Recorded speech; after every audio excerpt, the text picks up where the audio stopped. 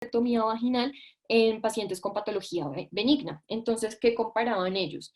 El tiempo operatorio, y se dieron cuenta de que el tiempo operatorio iba a ser menor en la histerectomía vaginal, la pérdida sanguínea iba a ser menor en la histerectomía laparoscópica, el dolor iba a ser, pues iba a estar siempre aumentado comparando el día 0, 1, 2 y 3 de recuperación posoperatoria en el abordaje vaginal, y el uso de analgesia pues también iba a estar aumentado en la histerectomía vaginal.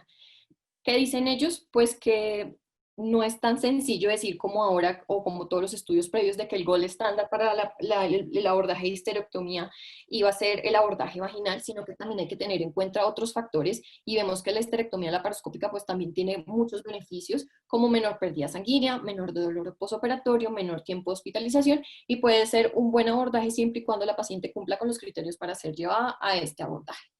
Tenemos otra revisión que hizo Cochrane en el 2015, en el cual compararon los mismos abordajes, vaginal sobre laparoscópica, vaginal sobre abdominal, laparoscópica sobre abdominal, en el cual pues dice lo mismo que les he venido diciendo sobre el menor tiempo en la vaginal y la laparoscópica, que siempre se debe preferir la vaginal sobre la abdominal, y ellos no encuentran, digamos, diferencias significativas en la histerectomía eh, laparoscópica versus la asistida por robot. Entonces acá les traigo unos forest plot en los cuales comparaban, según el abordaje, el retorno a las actividades diarias de las pacientes. Siempre se vio entonces que la histerectomía vaginal y la histerectomía laparoscópica iban a tener, pues se iba a ver favorecido para el retorno a las actividades cotidianas. Este es otro estudio que ya, digamos, nos muestra como, bueno, teniendo en cuenta toda esta evidencia que ya se tiene, cómo debe ser el abordaje o cuál es el algoritmo que nosotros podemos tener en nuestra cabeza para determinar qué vía, qué abordaje quirúrgico tener. Entonces acá tenemos, si es por patología benigna, debemos mirar lo que decíamos antes, la accesibilidad uterina y la accesibilidad vaginal. Si tiene, digamos, una buena accesibilidad por la vía vaginal y tenemos un útero favorable para esta vía, siempre debemos mirar el tamaño del útero, que sea menor de 280 gramos, o lo que es comparable con un embarazo de 12 semanas. En caso tal de que sea menor a esto, pues se debe escoger la vía vaginal.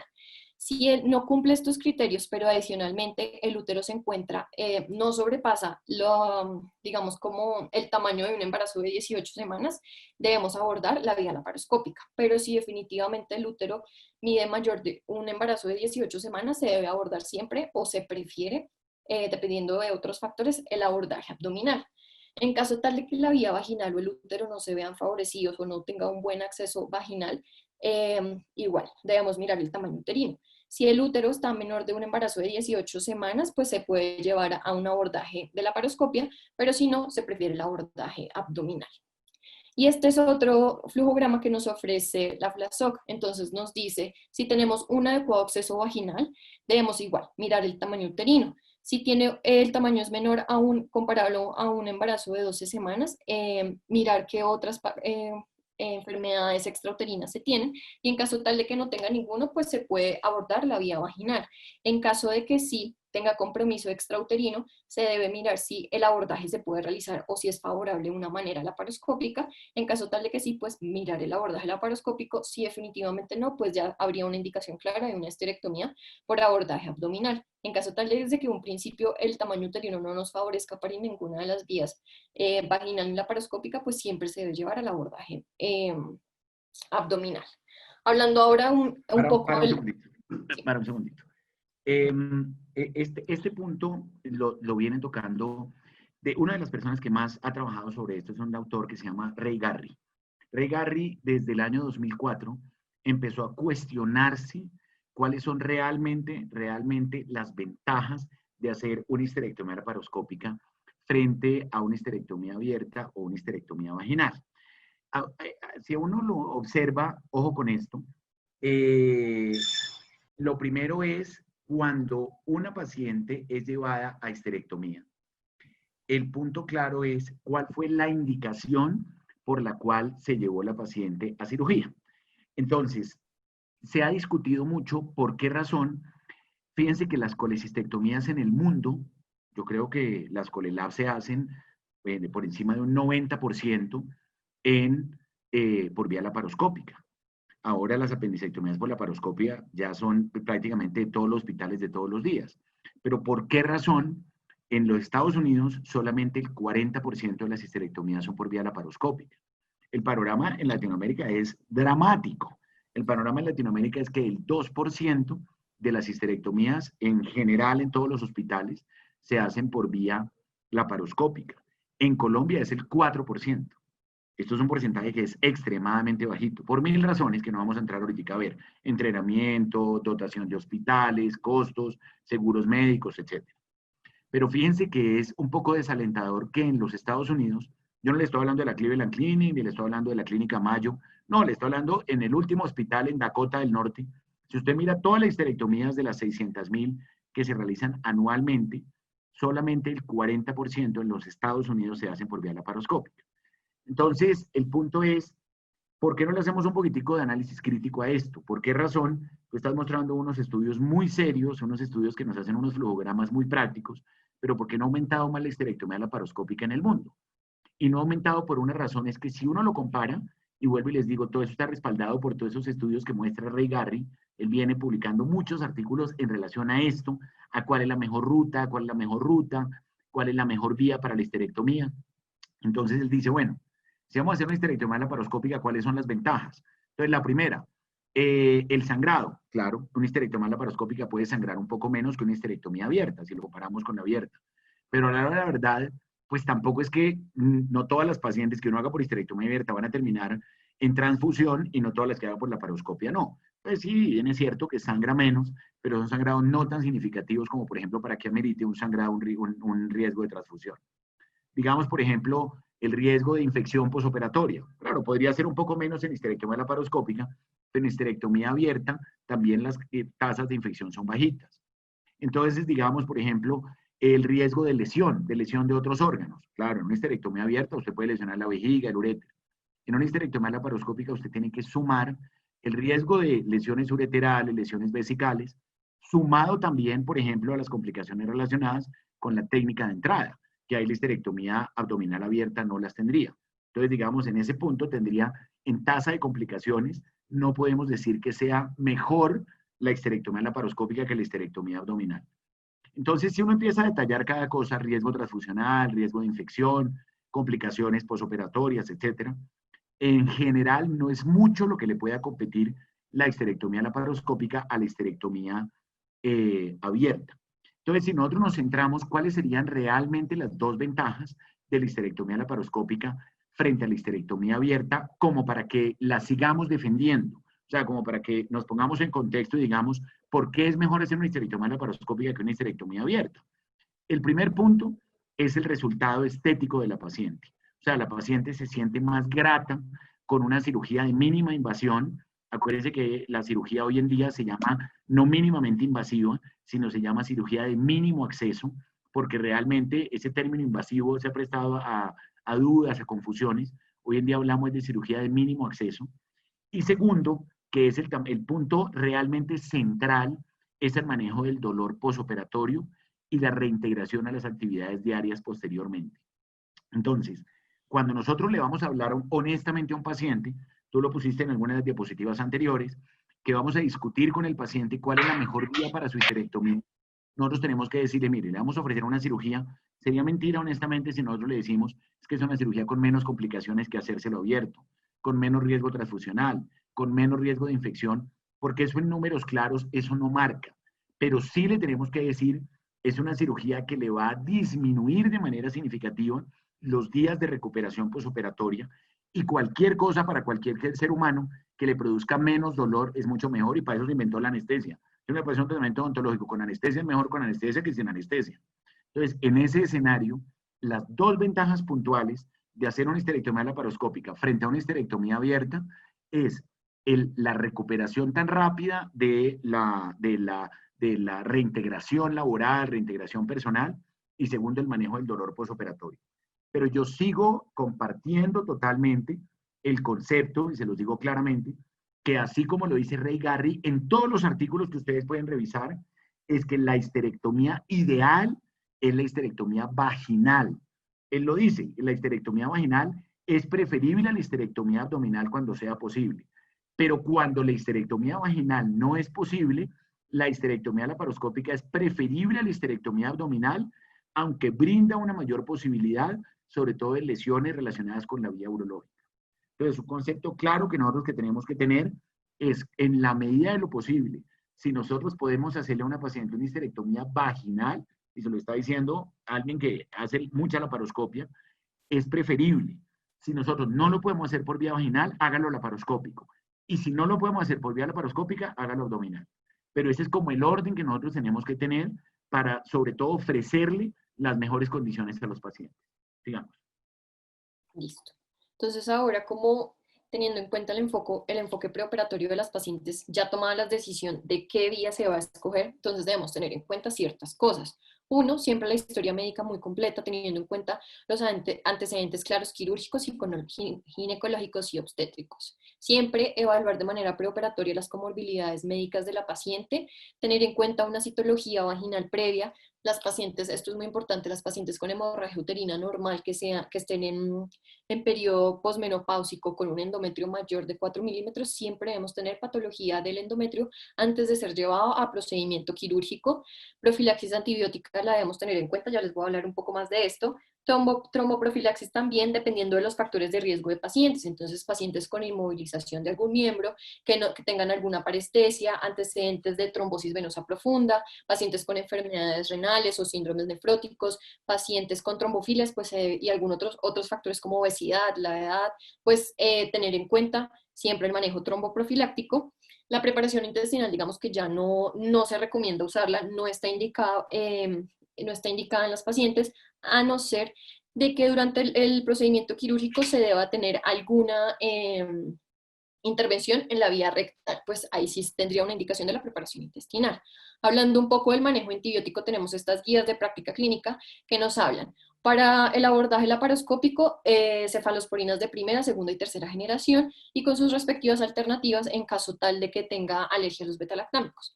Lo mismo nos recomiendan en el abordaje de histerectomía, cefalosporinas de primera, segunda y tercera generación y las mismas alternativas en caso de alergia a betalactámicos. Entonces, siempre el abordaje se debe tener el manejo profiláctico con cefalosporinas.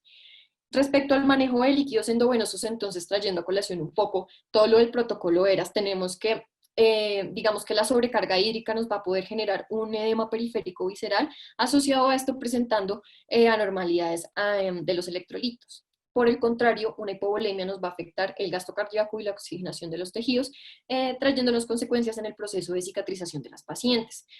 ¿Qué es lo que debemos mantener? La euvolemia. Siempre se ha visto que la euvolemia que nos da menos complicaciones en el postoperatorio, retorno temprano de la función intestinal y pues una estancia hospitalaria más corta. ¿Qué nos recomienda el protocolo ERAS? La meta es mantener el balance hídrico en cero, líquidos administrados y líquidos eliminados en cero. ¿Cómo podemos lograr esto? En el tiempo posoperatorio apenas la paciente tolere vía oral y se puedan retirar los líquidos endovenosos. En caso tal de que no sea posible la suspensión de esto, pues deben ser bajos en sodio y mantenerlos en un bajo volumen para así tener todos los beneficios que traería esto en las pacientes en el tiempo de recuperación. Respecto a la retención urinaria, traigo este estudio que lo que quiere es como identificar los factores de riesgo que se vieron asociados a la retención urinaria después de una histerectomía mínimamente invasiva. Entonces, ¿qué se vio asociado?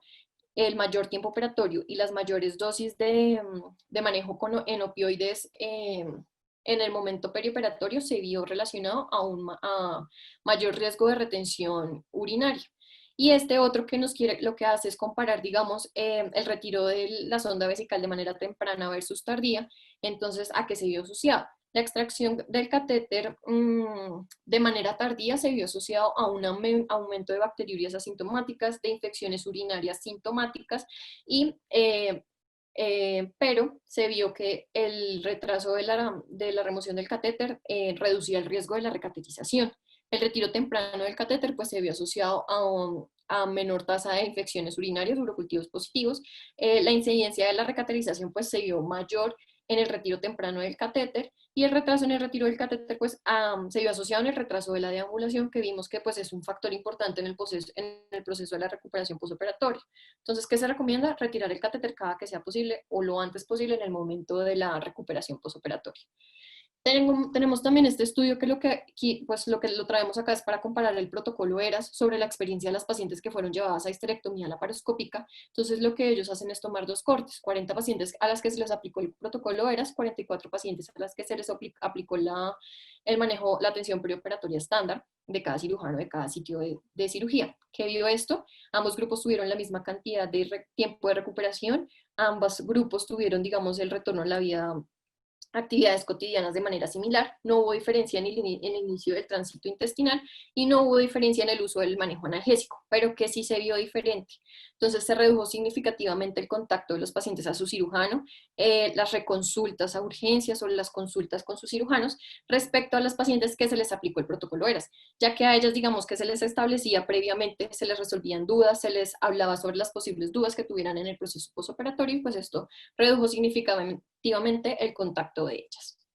Ahora hablando un poco de las subcategorías que tenemos del abordaje laparoscópico, pues primero debemos tener en cuenta que tenemos tres tipos de abordajes de realización de la histerectomía. Uno que es el subtotal, en el cual se conserva el cervix, la histerectomía total en la que se saca totalmente el cuerpo uterino y el cervix, y la histerectomía radical o con doble anexectomía, que lo que va a hacer es sacar el cuerpo, el cervix y los anexos. Entonces, ahora dentro de los abordajes de la laparoscopia, digamos, tenemos entonces la histerectomía vaginal asistida por laparoscopia, en esta que voy a hablar rápidamente de las técnicas porque digamos que ya vamos a entrar a hablar de la técnica específica como tal de la histerectomía laparoscópica total. Entonces, en la asistida por laparoscopia, pues digamos que como su nombre lo dice, van a haber digamos como unos procesos que se van a realizar por la vía laparoscópica y otros por la vía vaginal. Entonces, digamos que la sección de los ligamentos uterováricos y de los uterosacros se va a realizar por vía laparoscópica, pero ya todo lo que tenga que ver con los vasos uterinos y la remoción de la pieza quirúrgica, pues se va a realizar por la vía vaginal. Dentro de la histerectomía laparoscópica, como tal, entonces la ligadura de las arterias uterinas se va a realizar mediante la vía laparoscópica y todo lo que viene posterior a esto ya se podría realizar por medio de la vía vaginal. Dentro de la histerectomía total laparoscópica, la idea es que todo el procedimiento se realiza por medio del abordaje laparoscópico, pero dicen que, y lo mismo que la extracción de la pieza quirúrgica, pero digamos que se puede realizar el cierre de cúpula tanto por vía vaginal como por vía laparoscópica. De esto digamos que también se va a hablar más a fondo ahorita más adelante en la charla. Tenemos la histerectomía laparoscópica subtotal, en la cual se va a remover el cuerpo del útero, pero se va a preservar el cervix y pues todo esto se va a abordar por medio de la laparoscopia. La histerectomía radical más el vaciamiento ganglionar, entonces la idea es como el mismo procedimiento de la histerectomía total laparoscópica, solo que el vaciamiento ganglionar pues se va a realizar por medio de la vía laparoscópica también. Y tenemos la laparoscópica asistida por robot, que incluye cualquiera de estas que les nombré anteriormente, pues que adicionalmente va a ser asistida por robot. Pasando a los detalles técnicos ya. Vale. Bueno, buenos días. Entonces, nuevamente, buenos días para todos. Mi nombre es María Alejandra Rodríguez, yo soy residente de segundo año y vamos a hablar un poco, ya entrando sobre los detalles técnicos. Entonces, María, para que una tengamos cosa un importante. esquema... María, una cosa importante es, si nosotros estamos hablando, digamos, de las técnicas como tal, pues hoy en día prácticamente a ninguna paciente nosotros le hacemos lo que dijimos que hacía Harry Rich, que era la histerectomía vaginal asistida por laparoscopia. Hoy nosotros realmente hacemos histerectomía total, que lógicamente es histerectomía con el cuerpo y el cuello. Hacemos histerectomía subtotal, pero eso es muy sobre todo de la práctica actual de los franceses, de los alemanes. Ellos están muy en la histerectomía subtotal porque ellos aducen mucho lo de la presentación, lo de la preservación del cuello para, sobre todo, la respuesta sexual femenina. No sé hasta qué punto la preservación del cuello no pueda llegar a cambiar, pero ellos sí son muy dados a hacer la técnica por histerectomía supracervical o histerectomía subtotal. Es claro que, como lo decías tú al comienzo, y seguramente se lo van a profundizar un poco más adelante, se hace hoy en día la salpingectomía sistemática, está indicada solo en histerectomía, pero sí claramente es una histerectomía que tienen una recomendación de hacerla acompañada de la salpingectomía. Y bueno, veníamos avanzando mucho en las histerectomías oncológicas, eso va a ser tema de otra revisión más adelante. hasta que nos llegó el LAC y entonces ya nos cambió todo frente a lo que se estaba haciendo, histerectomía por vía laparoscópica que le diera radicalidad en caso de carcinoma de cervix. Ahorita solamente se le está haciendo la radicalidad en endometrio, en unos muy contados casos de ovario, pero realmente la histerectomía que nosotros estamos haciendo es o histerectomía total, o histerectomía subtotal, o histerectomía total más, bueno, la salpingectomía, o en el caso que no vaya a ser una anesectomía uni o bilateral, y como les decía, en casos muy puntuales, de hacer histerectomía con fijación de la cúpula vaginal al promontorio sacro. Eso sería, digámoslo, como lo que nosotros estamos haciendo actualmente. No existe en este momento ninguna evidencia que tenga un peso que marque la ventaja de la histerectomía robótica frente a la histerectomía laparoscópica. Ya lo vimos, hay unas ventajas importantes de la histerectomía laparoscópica frente a la histerectomía abierta, pero no existe una contundencia en ningún estudio de la literatura en el que diga que los 3.500, 4.000 robots que hay en el mundo estén ofreciendo un beneficio mayor en la histerectomía laparoscópica frente a la histerectomía robótica frente a la histerectomía laparoscópica. Vuelvo y les digo, para los que no oyeron el comentario que les hice el otro día, lo decía María Fidela Paraíso en la Cleveland Clinic, que la histerectomía o la cirugía laparoscópica frente a la histerectomía o la cirugía laparoscópica por robot, que lo que diferencia es que es más tiempo quirúrgico y más costo. Pero realmente no tenemos nosotros ahorita en ginecología. Eso no aplica para las otras especialidades. Urología tiene unas ventajas superiores, la prostatectomía por robot, pero no podemos decir en este momento que la histerectomía robótica tenga algún beneficio contundente mayor frente a la histerectomía laparoscópica, excepto que tenga unos costos por lo menos 3 o 4 veces mayores. Entonces, eso es importante citarla, como ustedes lo pusieron, hace parte como en las subcategorías. Lo podría llamar uno así, histerectomía laparoscópica realmente es una asistencia robótica, porque si hay que meter los trócares, los mete el cirujano, si hay que poner el manipulador, lo pone el cirujano, si hay que morcelarlo, morcela el cirujano. El robot todavía no hay ningún robot que morcele en el mundo, pero realmente es una histerectomía asistida por robot, que vuelvo y les digo, no tiene ninguna contundencia frente a la histerectomía laparoscópica.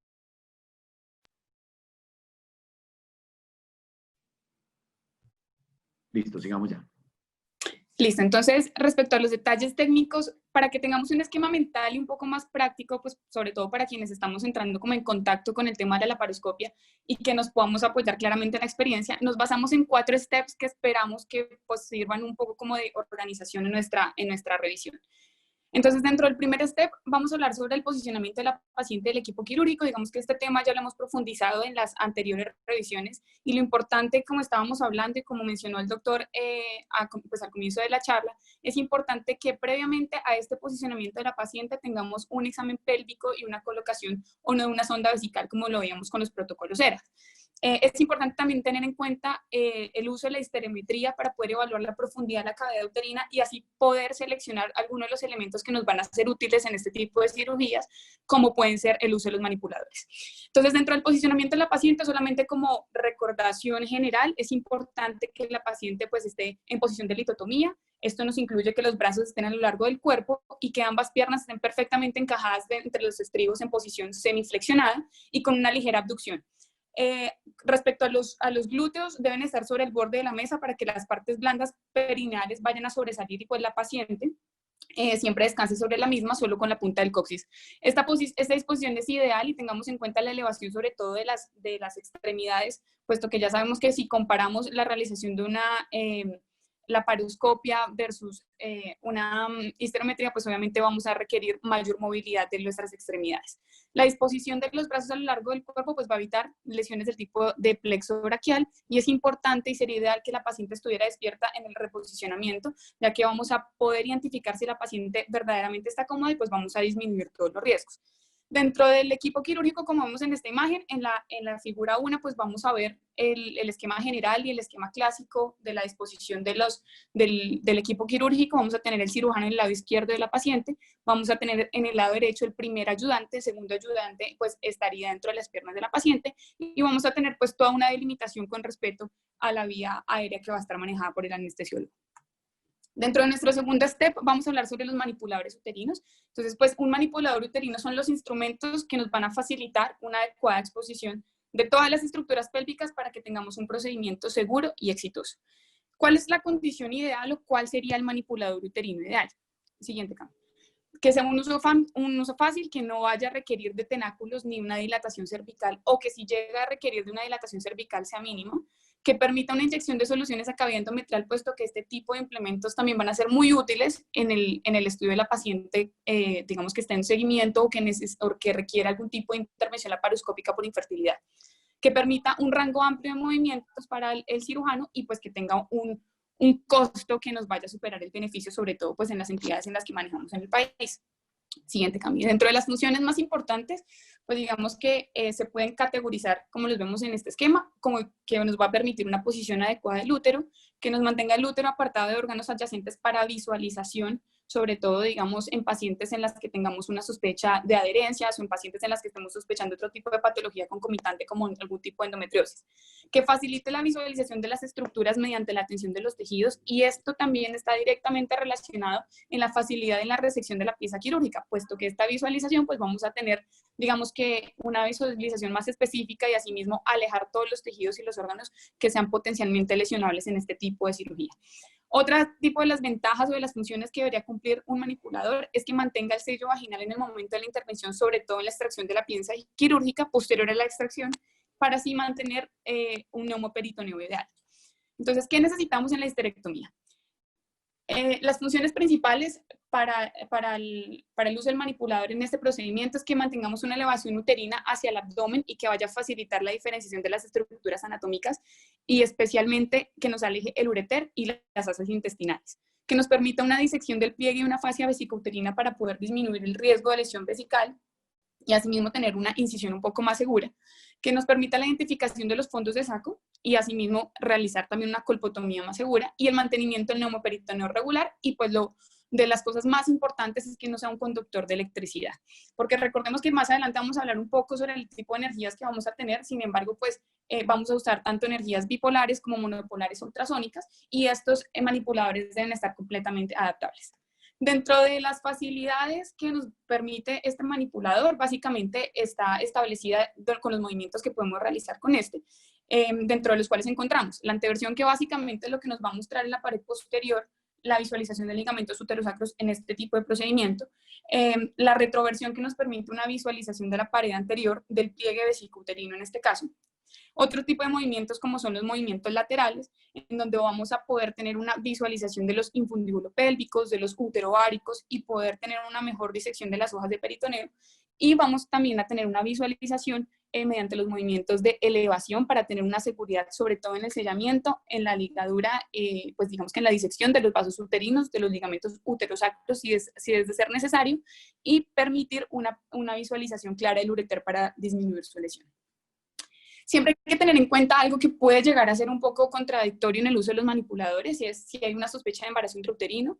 Si el útero está ausente, esto puede ser un poco relativo, ya que muchas veces, recordemos que la laparoscopia, pues no vamos a entrar en detalle, pero pues vamos a usarla como laparoscopia diagnóstica, y también es importante que tengamos una visualización de una cúpula en algún momento en una paciente que estemos sospechando otra patología.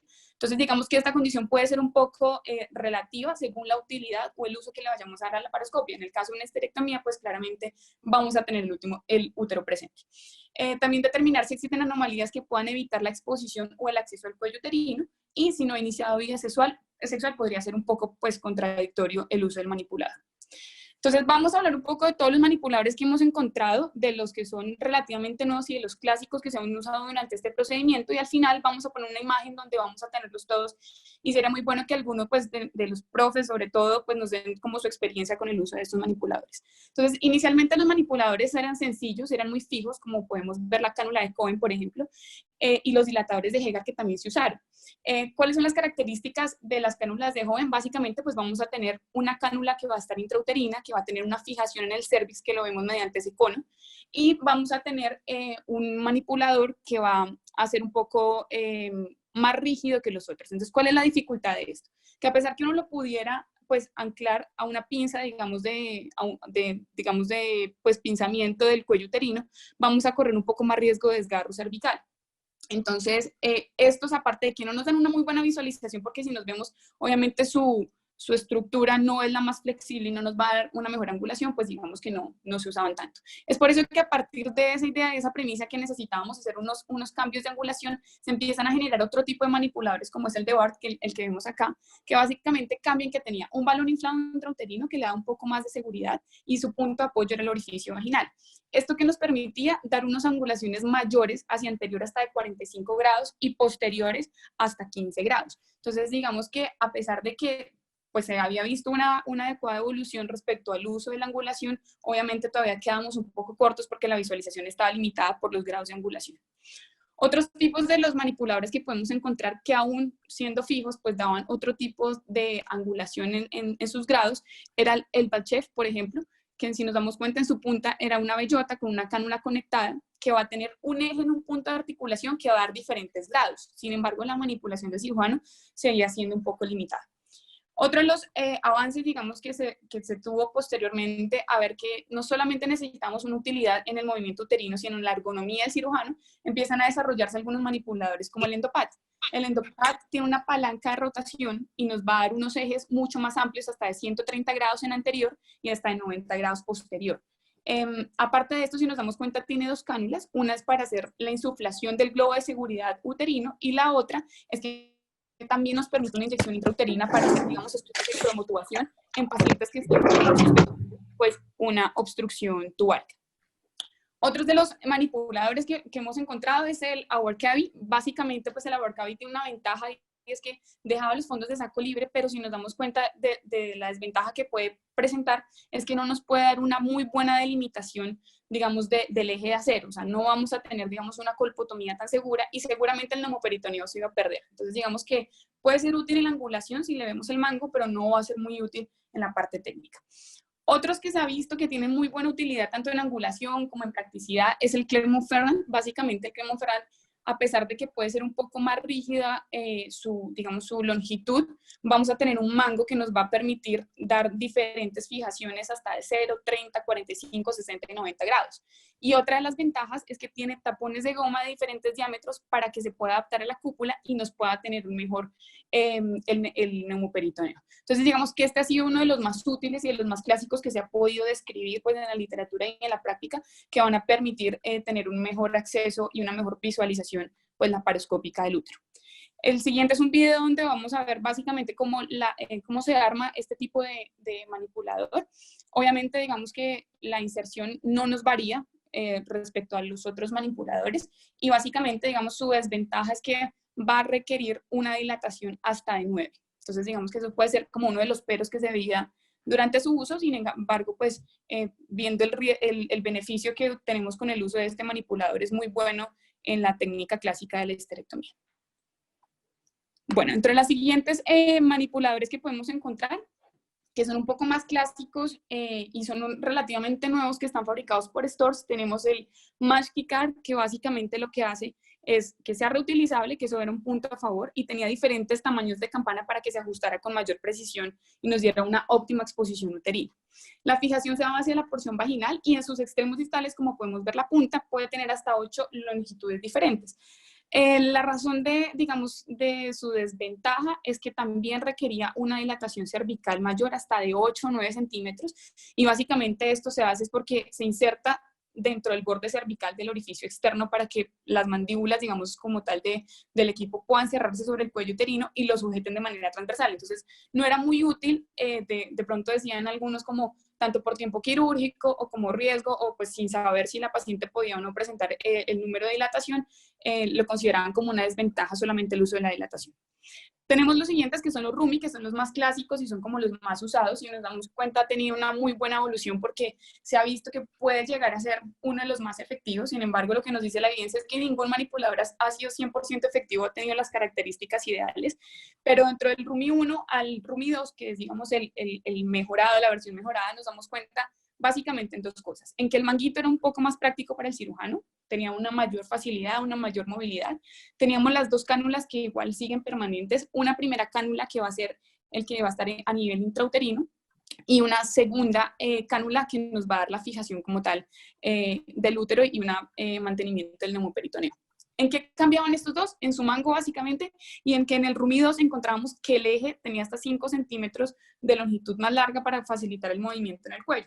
Pero sin embargo, pues sigue siendo muy útil los dos. El Rumi Arc básicamente lo que buscaba era tener un accesorio diferente, que es el CO, que nos da mucha más seguridad tanto para la disección en el momento de la colpotomía como un mantenimiento del neumoperitoneo un poco más efectivo. Entonces, digamos que ese era el plus porque traía el accesorio que era el CO y nos permitía hacer una mejor colpotomía. En el siguiente video, básicamente, estamos viendo pues cómo se arma, cómo son las características y cómo sería la inserción de este tipo de manipulador. Las ventajas de este manipulador es que tenemos giros hasta de 140 grados y el neumoperitoneo se va a mantener un poco más efectivo. Las desventajas pueden llegar a ser relacionado con el costo y puede presentar algún tipo de limitación en pacientes en que presentemos vagina estrecha. Sin embargo, pues es un muy buen accesorio que sería muy bueno pues tener un examen físico completo de la paciente para poder determinar su uso. Otro de los manipuladores clásicos que hemos visto es el Biker. El Biker básicamente es característico porque vamos a tener un Biker Plus, que es el que vemos en la parte de atrás, en la imagen de la derecha, que solamente se usa más para laparoscopias diagnósticas, para laparoscopias donde vayamos a hacer un diagnóstico de endometriosis, para hacer una ligadura továrica o donde se requiera menos distensión de los paramétros. Mientras que el Biker que vemos, digamos, en la segunda gráfica, en la parte con dos copas, pues vamos a tener una primera copa que nos va a permitir una colpotomía más efectiva porque va a tener dos rebordes, entonces va a ser mucho más fácil de identificar intraabdominalmente, y la otra copa que básicamente va a permitir que haya un neumoperitoneo un poco más seguro. Este es de los que más ha mostrado eficacia. Los siguientes que vamos a mencionar y que vamos a visualizar más que todo son relativamente nuevos, están en la plataforma de Stores, están dentro de su nuevo catálogo y solamente por mencionarlos y para que pues digamos que los doctores nos puedan dar como su experiencia respecto a su uso. Tenemos el Kexten, que es muy parecido al Clermont-Ferrand. Básicamente lo que esto buscaba era que tuviera un manguito un poco más fácil de usar en comparación del Clermont-Ferrand, que teníamos que hacer los cambios de los grados. El Tintara y el Donés, lo único pues que nos está cambiando un poco es a nivel de las copas intrauterinas, al igual que el Hall y el Sharp, que son los siguientes dos que podemos visualizar. Entonces, por último, hay un estudio en donde hacen un estudio comparativo en cuál era la efectividad o cuál era el mejor uso que le podíamos dar a estos manipuladores intrauterinos en la laparoscopia. Básicamente lo que evaluaban era que tuviera una angulación hasta de 140 grados, que era algo fundamental para poder tener una mejor visualización, que tuviera un mantenimiento del neumoperitoneo y pues que tuviera una facilidad, digamos, de movimientos con respecto al cirujano. Si nos damos cuenta de los clásicos y son como, digamos que a pesar de que no sean los 100% ideales, son los que se aproximan más como al manipulador ideal, pues teníamos el Clermont-Ferrand, el Rumi con la copa CO y teníamos el Biker, que es uno de los más útiles respecto a angulación y mantenimiento del neumoperitoneo. Entonces, en la siguiente imagen, pues tenemos como un resumen visual de todos los manipuladores y sería bueno, pues no sé si el doctor nos pudiera complementar con su experiencia cuál podría ser, digamos, el manipulador ideal respecto a las características que vimos. Por supuesto, mira, el manipuladores tuviste, y ahí, mejor dicho, no está el 40% de todos los manipuladores que existen. Esto es una cosa bárbara, porque además cada uno realmente trata de perfeccionar el otro. Entonces, si nosotros le ponemos un poquitico de cómo fue la historia de esto, la histerectomía laparoscópica se divide antes del Rumi y después del Rumi. El Rumi lo diseñó un ginecólogo que se llama Charles Ko, que es un ginecólogo todavía en ejercicio de origen chino, y este doctor, él fue el que diseñó en 1998 el primer manipulador uterino. O sea, desde 1990 hasta 1998, esto se hacía con una cánula de rubín, como la que tú mostraste ahí en el extremo superior izquierdo. Entonces le adaptaba un tenáculo. Esto era un show, porque además de eso, nada de esos manipuladores sirven para obstruir la salida del neumo en el momento en que uno hace la colpotomía. Entonces, los primeros que desarrollaron es el segundo que tú ves ahí abajo, que es el manipulador de Clermont-Ferrand. Ese manipulador de Clermont-Ferrand fue diseñado en una ciudad en Francia que se llama Clermont-Ferrand, y este manipulador lo que hace es bastante pesado, pero tiene una semicopa, lo que tú ves ahí señalado en el 2, es una semicopa que lo que hace es un movimiento rotacional a medida que tú le vas haciendo la colpotomía. Claro, es un manipulador eterno porque eso no tiene como puntas desechables, sino eso es totalmente esterilizable, totalmente reutilizable. Y hoy en día en Francia se utiliza ese manipulador uterino. en Argentina, en algunos sitios de Chile, se utiliza el manipulador de Clermont-Ferrand. Después vino todo este aporte de, como les digo, de Charles Koch a partir de 1998, que diseñó el Rumi 1. Se mejoró hace unos 4 o 5 años, probablemente un poquito más, con el Rumi 2, que es el que vemos abajo en el extremo inferior. Este Rumi 2 es un manipulador que tiene unas grandes ventajas. A mí personalmente me parece que tiene una desventaja, que es el costo. O sea, no debería ser un manipulador tan costoso, es una punta de plástico ahí con un inflable, la parte reutilizable, pero pues bueno, esos son los costos que tienen los fabricantes de los equipos. Y en aras de bajar un poco los costos, apareció el de arriba, que es el Vickers. Es un manipulador que obviamente si no es tan amable como el manipulador del Rumi 2, entonces apareció ese que es bastante utilizado en el mundo, y de ahí se inspiraron para hacer algo muy mal llamado, que se llaman los manipuladores hechizos. Entonces, alrededor del mundo, en cada sitio, y nuestro país no es ajeno a esto, la gente que me está oyendo de Cali sabe que se utiliza en Imbanaco, en Valle Lili, un manipulador que se conoce como el manipulador de Aldemar, que es un manipulador muy similar al Vickers, bastante económico, que también permite una facilidad grande. En Medellín, para la gente que no está oyendo de Medellín, se utiliza uno que clásicamente se conoce como el manipulador del bombero, que es un manipulador de unos costos también muy favorables, que si vamos a verlo en relación, por ejemplo, a cuando estamos operando pacientes que tienen desafortunadamente unos seguros que estos manipuladores no se los cubran, es una muy buena alternativa. Lógico, uno no puede hablar comparativamente entre utilizar un Rumi 2 y utilizar un manipulador entre comillas, llamado hechizo, pero pues bueno, eso es una alternativa y es una ventaja que nos ofrece el ingenio de las personas para poder no dejar de beneficiar a los pacientes de estos procedimientos, porque simplemente el manipulador no se lo cubre el seguro médico. Todos estos otros manipuladores realmente los utiliza el que los inventó. Entonces el de Urcaví lo utiliza Urcaví, el otro lo utiliza tal, Stor se lo diseña la gente, pero realmente que en el mundo se esté utilizando, se utiliza ampliamente el Rumi 2, se utiliza ampliamente el Vickers, y Arnold Advíncula, que probablemente es uno de los ginecólogos que más experiencia tiene en el mundo en manipuladores, en histerectomía robótica, él se diseñó un manipulador, que es uno de los que tú mostraste, que es lo que se llama el Rumi Arc, que realmente su nombre se llama Advíncula Arc, que está muy utilizado en muchas instituciones, es un manipulador metálico, rígido, bastante bueno, pero él lo diseñó para la manipulación en robótica, pero obviamente se extrapoló y se utiliza en histerectomía laparoscópica no robótica. Ahora se inventaron otro, que es uno de los videos que tú mostraste ahí, que se llama el Advíncula Delineator, que es como una mejoría del Advíncula Arc. Pero pues bueno, lo que les digo, que podríamos durar toda la mañana hablando de manipuladores uterinos. Yo creo que es el que uno tiene en su institución, el que mejor sabe manejar. Si uno tiene varias alternativas, puede utilizar las dos. No puede decir, no, es que si yo no tengo Advíncula Arc, entonces no opero, si yo no tengo Vickers, no opero. No, yo creo que hay que familiarizarse con el manipulador. El objetivo es, más que el manipulador, es quien lo está manejando. O sea, el problema está del mango para atrás.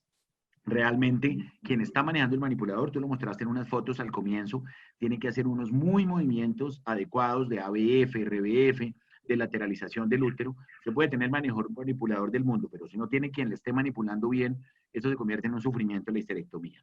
Entonces, la gente tiene que entrenarse en manipulación uterina, en el movimiento del manipulador, de cómo ponerlo, cómo aplicarlo. No es ajeno, nos ha pasado a todos, que en el momento de poner el manipulador se produzca, por ejemplo, una perforación. Ahí no se le hace nada, simplemente se sigue operando y ya. Una paciente que simplemente se ve asomada la punta del manipulador, y es simplemente de pronto porque en la histerometría no se hizo un buen cálculo y se pasó derecho.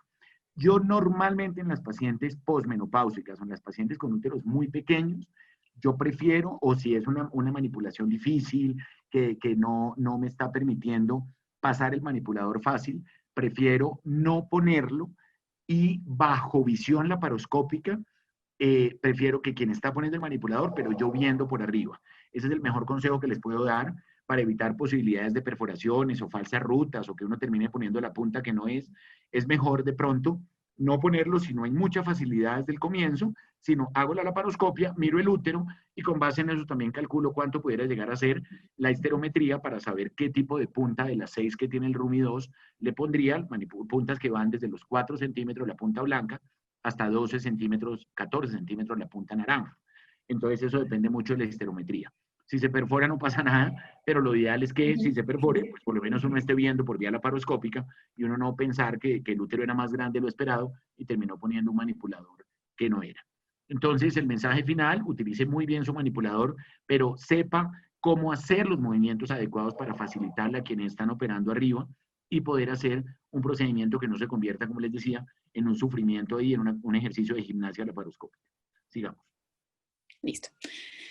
Bueno, dentro del siguiente step, hablamos un poco de los equipos. Obviamente ya tuvimos una charla muy completa sobre el instrumental, sobre las energías, pero vamos a hacer como un resumen general, porque este paso es importante, sobre todo en la realización de la colpotomía en nuestra cirugía. Entonces, dentro de los dispositivos que nosotros tenemos, entonces encontramos los de corte y coagulación. Básicamente tenemos energías monopolares, energías bipolares y energías ultrasónicas. En las energías monopolares vamos a tener algunas que son, digamos que dentro de sus ventajas, lo que nos va a generar es que van a tener un equipo más simple, es un poco más fácil de usar, de pronto puede ser un poco más económico que los otros dispositivos. Sin embargo, se aumenta el daño a las pacientes a través de una lesión directa, porque puede tener un fallo en el aislamiento y podemos tener quemaduras por contacto. Otro tipo de, digamos, de desventaja que podemos encontrar con el bipolar es que podemos tener más altas temperaturas y tenemos un amplio radio térmico que nos puede generar pues otro tipo de alteración en el tejido concomitante. Dentro de los dispositivos bipolares, sobre todo los bipolares avanzados, pues tenemos el LigaSure y el Ensil. Básicamente sus ventajas de este tipo de dispositivos es que vamos a tener un paso de corriente solo a través de una porción del tejido sostenida, porque pues ya sabemos que vamos a tener el punto de entrada y de salida de la energía en el mismo lugar. Es menos radiotérmico y es una muy buena opción para sellado de vasos sanguíneos. Dentro de sus desventajas, pues usualmente va a ser, digamos que el tiempo de operación puede ser mayor, pero solamente va a variar si dentro de la técnica o el uso que le vaya a dar el cirujano. El radiotérmico usualmente va a depender de la cantidad de energía y puede tener producción de humo, digamos que es una de las desventajas principales. Y dentro de los dispositivos ultrasónicos, como el armónico, el escapero, el bisturí por ultraincisión, digamos que sus ventajas es que vamos a tener que va a tener una menos exposición radiotérmica, no va a producir humo, sino solamente puede producir cierta neblina y va a tener mejor calidad de sellado con menor poder en los diferentes vasos sanguíneos. Dentro de las desventajas es que las temperaturas que pueden llegar a ser muy elevadas pueden dañar tejidos, sin embargo, sus temperaturas comparadas con el resto de los dispositivos van a ser significativamente menores porque vamos a tener hasta 80 grados centígrados, comparando hasta una potencia de 200 grados centígrados. Y puede tener algunos malos resultados para vasos sanguíneos que puedan ser un poco mayores de 2 milímetros, sin embargo, para otros puede ser una muy buena opción. Siguiente cambio. Entonces, ¿qué es recomendable para este tipo de cirugía? Que tengamos el corte en energía monopolar de 50 a 60 vatios y la coagulación con energía bipolar de 35 a 40 vatios para que podamos tener una seguridad durante la técnica. Corrección. Un momento, para un momento, porque no, pasa lo anterior porque quisiera hacer una corrección. Lo ideal es que frente a todo lo que se habla de, fíjate que ahí es un artículo del 2012, y frente a todo lo que hablamos cuando hicimos la revisión de todo lo de energía, el corte con el monopolar debe ser a unos bateajes mucho menores. Entonces, si tú lo miras, y nosotros lo citamos clara y puntualmente cuando hablamos el tema de energías en la laparoscopia, lo ideal es que el corte con energía monopolar se haga con 30 vatios, máximo 30 vatios. Cuando se está utilizando energía monopolar a más de 30 vatios, esto se presta para que haya más riesgo de quemadura en el tejido y mayor riesgo de discencia de cúpula vaginal. Aumentando, cuando se utiliza el monopolar a más de 30 vatios, se quería plantear que en alguna época, como tú lo ves en ese artículo, vuelvo y te digo, es un artículo que tiene 8 años, ahí se hablaba de bateajes mucho más altos para hacer la utilización de energía monopolar. Hoy en día lo tenemos claramente establecido que utilizar energías por encima de 30 vatios, máximo 40 vatios, realmente es un riesgo frente a la posibilidad de generar una discencia de cúpula vaginal por la quemadura. Entonces, el bateaje tiene que ser en corte, en monopolar, máximo en 30 vatios, y si podemos eventualmente utilizarlo hasta un poquito menos, en 25, mucho mejor. La coagulación con energía bipolar sí debe ser, como tú lo pusiste ahí, en 35-40 vatios. Quiero hacer esa corrección porque, vuelvo y te digo, eso lo está mostrando el artículo, pero esto era antes de que se le trabajara mucho, sobre todo para el año 2015-2016, de la utilización en riesgo de una discencia de cúpula vaginal por la quemadura excesiva con la utilización del monopolar. Entonces, hecha esa corrección, que vuelvo y les digo, esa era una recomendación de Flasoc para su momento, nosotros tenemos la ventaja que hoy en día en la mayoría de las instituciones tenemos sistemas bipolares avanzados, llámese el LigaSure, llámese Ensil, o tenemos bisturís ultrasónicos, llámese armónico, llámese Sonicision, y obviamente siempre va a haber unas ventajas superiores de utilizar energía bipolar avanzada o ultrasónico frente al bipolar convencional. Lo que pasa es que desafortunadamente lo que nos mata son los costos, porque los costos de estar utilizando de manera sistemática sistemas avanzados bipolares o sistemas de energía ultrasónica nos va a aumentar de manera muy significativa los costos. Pero si nosotros tenemos la opción por el seguro médico del paciente en cada una de sus ciudades, de sus países, de estar utilizando energía bipolar avanzada, ya vimos en esa revisión de energía, las ventajas son todas. Las ventajas son el menor difusión térmica, menor producción de humo, mejor daño térmico colateral, corte más rápido, cirugías más rápidas, menos dolor postoperatorio, porque es una coagulación blanca y no una carbonización. Entonces, la utilización de sistemas bipolares y energía ultrasónica es ideal. Si ya vamos a hilar muy fino y decir, bueno, ¿usted qué preferiría? ¿Utilizar una energía ultrasónica, llamémosle con nombre comercial armónico, o utilizar el Ensil? Claramente yo sí preferiría, dependiendo la indicación del paciente. Si es una paciente con 2, 3 cesáreas anteriores, la punta de la disección del armónico es superior al LigaSure o al Ensil. Entonces, si es una paciente además con un proceso adherencial, que voy a encontrar también adherencias de piplón, todo, yo prefiero utilizar energía ultrasónica. Entonces, lo que yo prefiero en muchas ocasiones es, puede ser un caso difícil, puede ser un caso que tenga muchas adherencias, prefiero decirle a la instrumentadora, miren, no me abra el sistema bipolar avanzado en sí, LigaSure, no me abra la energía ultrasónica y espéreme, yo entro con el lente y voy a ver qué me voy a encontrar. Encuentro una cantidad de adherencias de piplón pegadas a la pared, ábrame el armónico. Veo que no hay tantas adherencias, entonces prefiero irme con el Ensil. Eso vuelvo y les digo, va muy a gusto personal. Alguien podría rebatirlo y podría decir, no, mire, yo con el solo bipolar y tijera, claro, con el solo bipolar y tijera también funciona muy bien. Me están haciendo aquí en el chat una pregunta muy interesante, que es, esto es un reto quirúrgico, la pregunta que está haciendo Juan Fuentes es que cuando idealmente se utiliza el manipulador que haya disponible, que si es posible hacer la histerectomía sin manipulador. Una de las personas que más ha defendido la histerectomía sin manipulador es Humberto Dionisi en Argentina. Creo que lo vamos a tener para una de las charlas en mayo. Humberto ahorita en este momento es del board de la AGL a nivel mundial. Es una persona que trabaja en Córdoba, muy hábil, y él es uno de los que más ha defendido hacer la histerectomía sin manipulador. Le dice, mire, realmente eso no se necesita, y de pronto para el corte de la colpotomía, él hace como una incisión con el monopolar, nos va a mostrar su técnica, ojalá lo podamos contactar para ese momento, pero sí, está claramente descrito, Juan y todos, la histerectomía sin manipulador para casos como el que usted además lo está planteando. Ustedes lo están viendo que pacientes con cervix cupulizados, con estenosis cervical muy marcadas, o simplemente que no tengamos manipulador uterino, entonces es perfectamente válido y se podría no utilizar un manipulador para histerectomía. Pues claramente no es lo ideal, pero vuelvo y les digo, hay técnicas descritas de histerectomía laparoscópica sin utilizar manipulador uterino. Sigamos. Bueno, dentro del cuarto step, pues vamos a hablar ya un poco más sobre la técnica. Ya sabemos y conocemos también todas las técnicas de entrada, cuáles son las ventajas, las desventajas y digamos que cuál sería como el uso respectivo de estas técnicas. Y dentro de lo que encontramos tradicionalmente, pues vamos a hablar que independientemente que sea una técnica abierta o cerrada, pues debemos colocar un trocar que sea más grande, un poco de 10 a 12 milímetros sobre el ombligo o en el ombligo para proporcionar una vista panorámica de la pelvis. Después, una vez colocado con éxito a través del peritoneo, pues vamos a desarrollar neumoperitoneo que puede llegar a un alto flujo hasta de 25 a 30 milímetros de mercurio. Y pues una vez que se estabilice el neumoperitoneo, vamos a permitir un flujo de gas que se va a reducir a 15 milímetros de mercurio para hacer la introducción completa de la laparoscopia. Correcto, Siempre María. se Ojo hace... que ahí estás hablando, María, un minuto.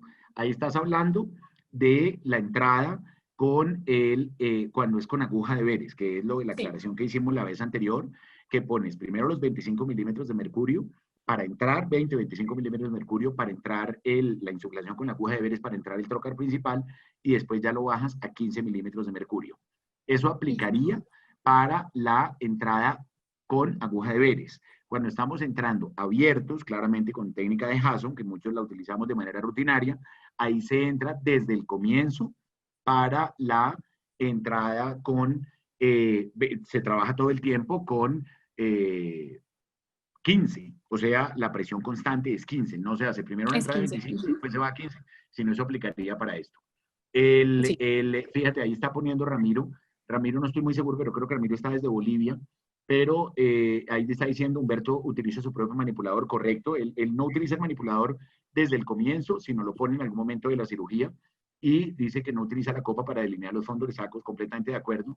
Y fíjate, ahí lo está poniendo también que en la India no utiliza manipulador, pero utiliza un tiramiomas. Correcto, correcto. Ahí cada cual, como les digo, tiene sus propias técnicas, tiene sus propias formas, digamos, de matar las pulgas, decimos en Colombia, como la mejor forma que se adapte, pero por eso es que nosotros no podemos hablar, por la pregunta muy importante que tú hiciste, ¿cuál es el mejor manipulador?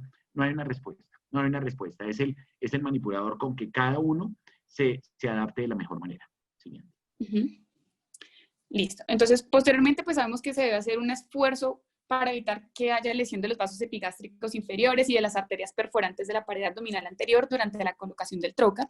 Entonces, por eso es importante que se haga la visualización con el laparoscopio mientras se palpa el abdomen desde su superficie, pues para poder colocar el trocar correspondiente.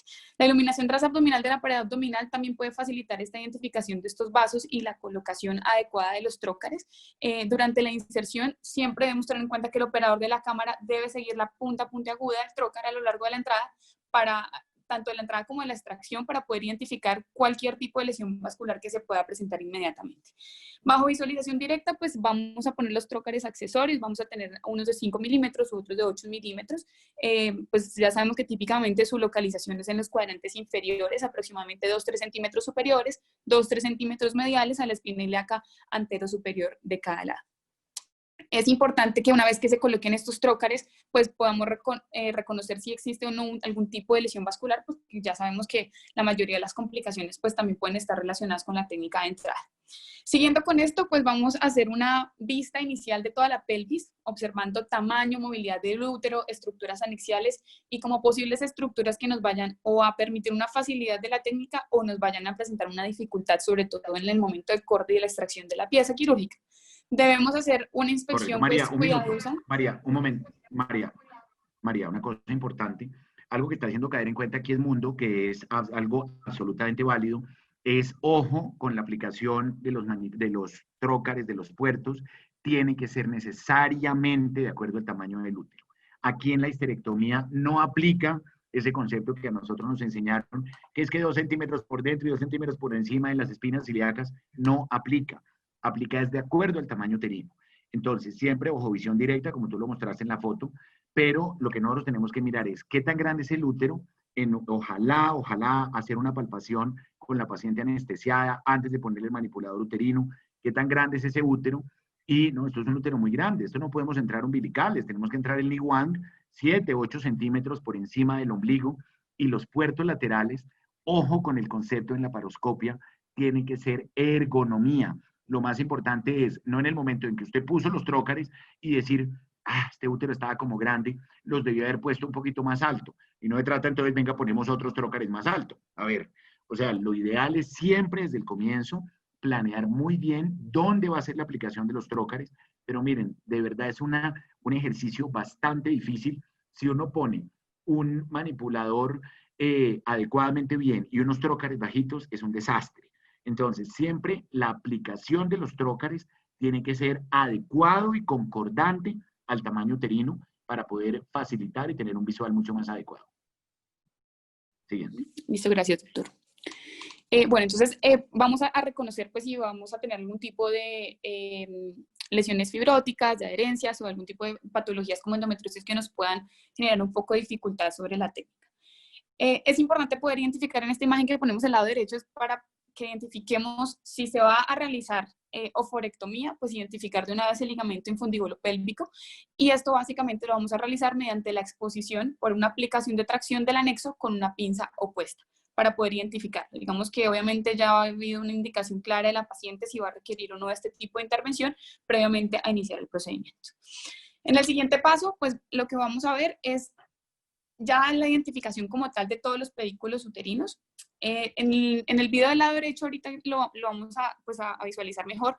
Si nos damos cuenta, en la parte anterior ya ha habido el corte como tal del ligamento redondo. Básicamente acá lo que nosotros queremos mostrarles es la identificación tanto del ligamento como de la trompa, como del ligamento uterovárico y del ligamento pues, infundíbulo pélvico en caso que lo vayamos a requerir.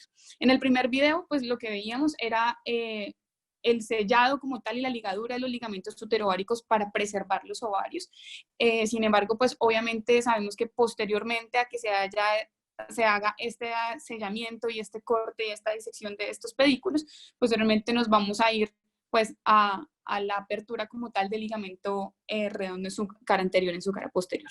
Es importante que el peritoneo que está entre los ligamentos infundíbulo pélvico y redondo pues se debe cortar, y debemos tener en cuenta que estas estructuras contienen los dos suministros vasculares superiores de las estructuras anexas y el útero. Por eso es importante que tengamos una adecuada coagulación. En este punto, pues digamos que se puede usar tanto bipolar como tijera, o podemos utilizar bipolares de alta, digamos, de avanzados, en los que podamos tener tanto la coagulación como la disección inmediata. Y es importante que siempre mantengamos la visualización del instrumental quirúrgico con la cámara, ya que podemos presentar algún tipo de lesión en asas intestinales, y digamos tenemos un útero que sea muy grande, o tenemos una paciente que pueda tener otro tipo de complicación.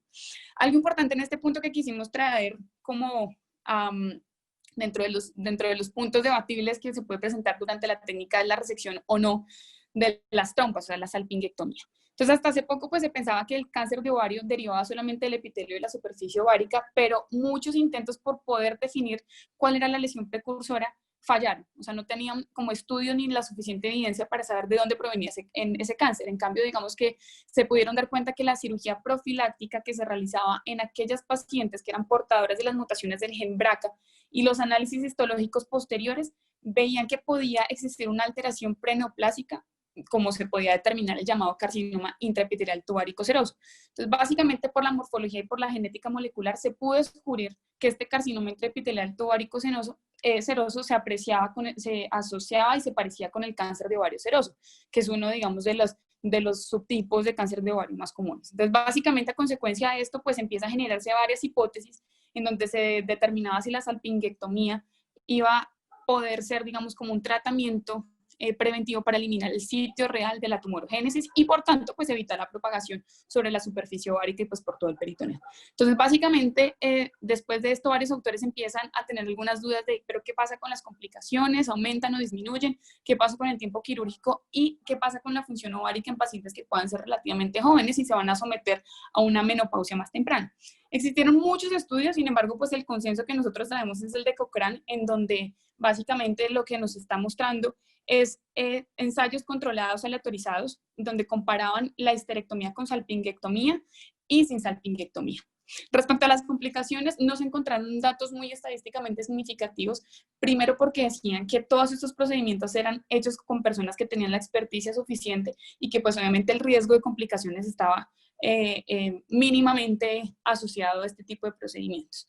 Respecto al tiempo quirúrgico, también dependía mucho del cirujano, digamos como de su agilidad quirúrgica y de la condición de la paciente, pero de lo que sí se pudieron dar cuenta que a pesar de que no era muy significativo, pero fueron los resultados un poco más contundentes, era en relación con la función ovárica y con la presentación de los estados premenopáusicos más tempranos. Básicamente que encontraron que la presencia de la hormona antimuleriana poshisterectomía con salpingectomía estaba entre 1.89 picomoles más bajas respecto a las que presentaban una elevación de la hormona antimuleriana en las pacientes sin salpingectomía, que solamente era 0.01 picomoles. Entonces, obviamente no era muy estadísticamente significativa esta concentración de hormona antimuleriana, entonces consideraron que no existía pues una indicación para decir no a la salpingectomía profiláctica, por decir así. Y la diferencia máxima entre las concentraciones de hormona antimuleriana se relacionaban con que la presentación de la menopausia podía ser hasta 20 meses más temprano. Sin embargo, pues se tenía en cuenta que varias de las pacientes que han sido sometidas a esterectomía por laparoscopia, sobre todo por patología benigna, pues eran pacientes que ya estaban en etapa perimenopáusica. Entonces, los resultados no fueron muy concluyentes. Sin embargo, sí recomiendan que podemos realizar la salpingectomía y así disminuir un riesgo potencial para desarrollo de cáncer de ovario.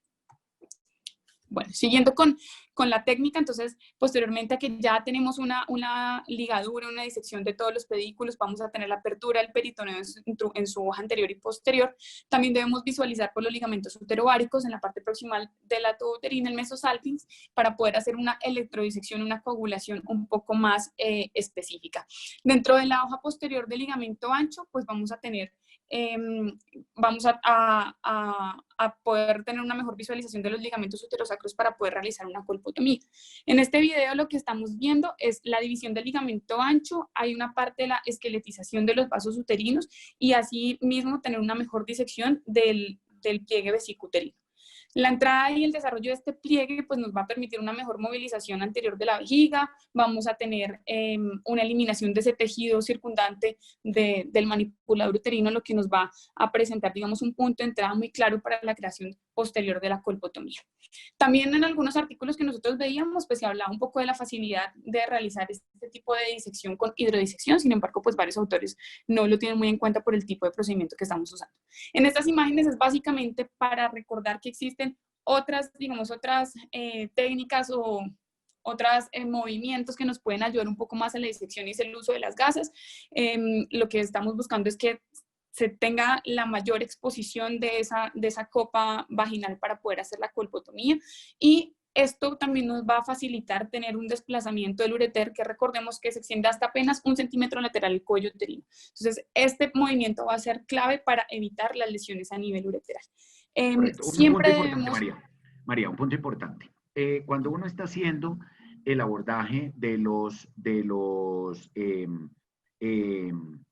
anexos, nosotros empezamos, sobre todo para la gente que está empezando a hacer histerectomía laparoscópica, nosotros empezamos por lo primero que encontremos. O encontramos seccionando las trompas, encontramos seccionando el redondo o encontramos seccionando el útero ovárico. En el caso, pues, que no vayamos a hacer oforectomía. Entonces, hay un protocolo, no existe, que uno siempre tiene que empezar por la trompa, siempre tiene que empezar por el redondo, siempre tiene que empezar por el útero ovárico. Uno puede empezar por donde quiera. La técnica de histerectomía cambió porque la técnica americana de histerectomía clásica era pegándose al útero, con la frase esa clásica de pégate a la matriz y serás feliz, entonces le tocaba a uno trabajar pegado al útero, y obviamente la escuela europea dijo, pero es que usted no necesita trabajar tan pegado, porque además eso le sangra más el útero si usted trabaja muy pegado, base lateral, base un poco lateral. Entonces abrieron la mente diciendo grandes espacios, entonces uno ya lo que entra es un poco más externo, al redondo, al útero ovárico o a las trompas. Y normalmente, cuando empezamos a hacer la salpingectomía sistemática, hacíamos sección de las trompas, cosa que a mi modo de ver en la técnica me parece bastante incómodo porque todas las cirugías son esas trompas colgando ahí. Entonces, yo normalmente no hago en ninguna paciente salpingectomía desde el comienzo de la cirugía, sino empiezo pegándome normalmente en un espacio entre el útero ovárico y el útero, o en el caso de las trompas o en el caso del ovario, en un punto intermedio, abro todo el anexo, identifico las hojas peritoneales, las separamos muy bien, como tú lo mostraste en el video, para aproximarnos de una vez a los pedículos uterinos, donde ahí sobre todo tiene que hacer presión el que está siendo manipulador para identificar la copa y identificar exactamente el sitio de los pedículos. Normalmente todo eso usted lo puede utilizar con energía avanzada, no le va a sangrar, pero siempre que va a tomar los pedículos uterinos en la laparoscopia, debe tomarlos con energía bipolar. Independientemente que usted tenga un bipolar avanzado, que tenga un armónico, tiene que coagularlos con energía de bipolar. Un buen tiempo haciendo coagulación blanca, tal vez arriba, tal vez abajo, y después ya hace el corte por la mitad para después hacer la disección anterior. Hay gente que prefiere hacer primero la disección anterior, después la disección ahí sobre las trompas. Yo normalmente no hago disección posterior del peritoneo porque me queda sangrando. Entonces, cuando voy a hacer el corte de la colpotomía, hago de una vez el corte del peritoneo. Es muy importante en el pliegue anterior, de pronto tú lo vas a mostrar ahorita, para poder hacer el rechazo de la vejiga. Ya vamos a hablar más adelante de un tipcito que se utiliza ahí. Y se hace la coagulación, como tú lo estás mostrando ahí, de los vasos uterinos. Es muy importante cuando ya terminamos el procedimiento de histerectomía y ya está la cúpula abierta, ahí sí ya hacemos la salpingectomía, es mucho más fácil hacerla en ese momento y se sacan las trompas, bien sea por uno de los puertos laterales o bien sea por la cúpula vaginal. Lo que les digo es una cosa un poquito más técnica porque me incomoda tener esas trompas colgando ahí todo el tiempo, sobre todo de pronto en un útero que sea de dificultad quirúrgica. Entonces, en ese escenario, lo ideal es que se pueda hacer la salpingectomía al final de la cirugía. Y ya después, como les digo, se hace el rechazo del pliegue vesicouterino y no abrimos el peritoneo posterior, sino lo hacemos ya con el momento de la colpotomía. ¿Sí? Listo, doctor. Entonces, bueno, siguiendo con la otra parte de la técnica, pues vamos a tener la sección de los vasos uterinos, la identificación. Pues ya sabemos que en esta parte, digamos, de la apertura del ligamento ancho y ligamento posterior, hemos tenido una muy buena esqueletización de los vasos. Y en este caso, pues vamos a tener ya identificados, vamos a confirmar nuevamente la posición de los ureteres mediante su peristaltismo y posteriormente se hace la coagulación en la sección de los vasos uterinos. Entonces, en este caso, pues lo que mencionaba el doctor, pues muchas veces con la disponibilidad o con la técnica que se esté usando, pues podemos tener el uso de bipolares avanzados o podemos tener un bipolar con tijera. Sin embargo, lo importante es hacer una muy buena coagulación para poder tener pues un corte un poco más seguro. Debemos tener en cuenta que a nivel, digamos, de este procedimiento también podemos tener una lesión del ureter, es la segunda ubicación más común de esto. Entonces, por eso debemos identificar muy bien los ligamentos infundibulopélvicos en el caso de que realicemos una oforectomía y debemos tener una adecuada identificación del ureter en el momento de hacer la coagulación de este tipo de vasos. Dentro del siguiente paso de nuestra técnica, pues tenemos la sección de los parametrios. Recordemos que pues todos los parametrios se encuentran ubicados en un espacio en forma de prisma con una base hacia el inferior que está formado por la flexión de las dos hojas de ligamento ancho y que en conjunto van a constituir la formación del músculo del retinaculum de Martin, como se conoce. Este se va a insertar, sabemos que al nivel del contorno ísmico y por la parte alta de la porción supravaginal del cuello uterino, y esa es su parte lateral, donde lo vamos a conocer como el ligamento cardinal de McEnroe, digamos que en las cuales van a tener una función muy importante y es evitar la lateralización y eversión tanto del cuello uterino como del útero. Entonces, en este caso, digamos, estamos viendo pues la disección, debe ser diseccionado a cada lado. A veces pueden ser diseccionados pues, con láser de dióxido de carbono de alta potencia, con corrientes eléctricas o con tijeras, pero sin embargo, lo importante, como mencionábamos también a nivel de las arterias uterinas, es un control adecuado del sangrado de esta área y se puede usar usando una pinza bipolar. ¿Cómo se debe hacer? Se desplaza... María, recordemos que esta histerectomía es una histerectomía intrafacial. Entonces, sí, uno de los puntos importantes es que ahí no soltamos los cardinales, no soltamos los uterosacros, atrás hacemos el corte por encima de los ligamentos uterosacros. Y por eso es que esta histerectomía, la histerectomía laparoscópica, tiene una mínima asociación con prolapso de cúpula vaginal.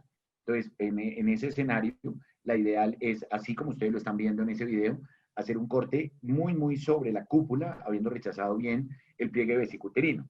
Un punto que le estaba diciendo, nosotros de manera sistemática, en todas las pacientes, estamos antes de hacer el corte a nivel de la cúpula, hacemos un llenado de la vejiga retrógrado para identificar, en los casos obviamente de varias cesáreas anteriores, a dónde llega el pliegue vesicouterino e irnos por encima, haciendo el corte por encima, para evitar o disminuir el riesgo de lesión vesical. Entonces lo podemos llenar en ese momento, antes de hacer el corte, simplemente para ver hasta dónde llega la vejiga y poder hacer el rechazo del pliegue, o lo hacemos sistemáticamente al final para mirar la integridad de la vejiga. Ah, ok, perfecto, gracias, doctor. Listo. Entonces, hablando de eso, lo que dice el doctor, pues, sobre la prevención, digamos, vesical y ureteral, dentro del ureteral, que digamos es lo que más hemos mencionado, pues, digamos que tenemos como unas técnicas preventivas para evitar, pues, que esta sea una de las complicaciones. Sabemos que la lesión ureteral puede ocurrir durante todas las operaciones ginecológicas, particularmente en la histerectomía, precisamente pues porque vamos a tener contacto casi durante todo el trayecto del ureter. Y hemos visto que el ureter pélvico pues es el segmento que más comúnmente se lesiona durante estas cirugías ginecológicas hasta en un 91%. ¿Cuál es el segmento que es más difícil de localizar? El ureter en su intersección con la arteria uterina y en la vejiga. Y hemos visto que, digamos, que este riesgo se ha disminuido debido a la conciencia que puede tener el cirujano en el momento de la cirugía. Entonces, ¿cuáles pueden ser unos tips para poder tener esta conciencia.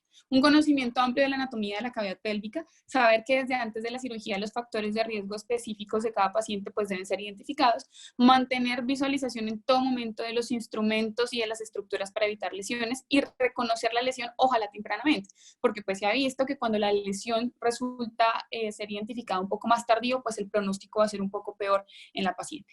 ¿Cuáles son los puntos de lesión ureteral en el caso de una cirugía laparoscópica? En el cruce con los vasos ilíacos, como lo vemos en el punto 1, en el cruce con la arteria uterina, como lo vemos en el punto 2, y en el ángulo del fornix vaginal, como lo vemos en el punto 3. Entonces, teniendo en cuenta como estos puntos básicos, vamos a tener una mejor disección, una exposición mejor de las estructuras y así vamos a disminuir el riesgo de la lesión ureteral.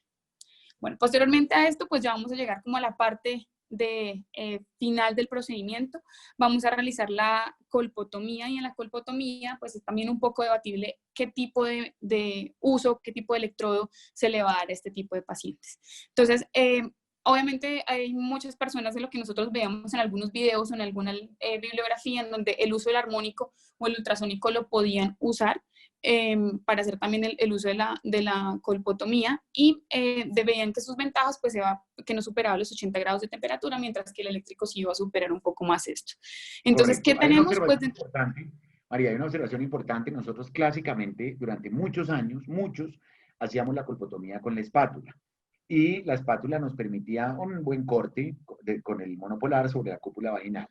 Hace un par de años, 2, 3 años, en alguna conferencia teníamos la observación de uno de los asistentes que decía que ellos siempre la hacían con hook y al utilizarla, el hook, el gancho, que es el que ustedes que ven ahí de segundo, el hook da un corte más fino sobre la cúpula y esto se traducía en mejor cicatrización y menor riesgo de un problema que nos venía acompañando, que era el sangrado tardío post-histerectomía. O sea, la paciente que no le hace una histerectomía evoluciona muy bien y la paciente empieza ahí con una manchadera, que a veces puede llegar a ser incómodo.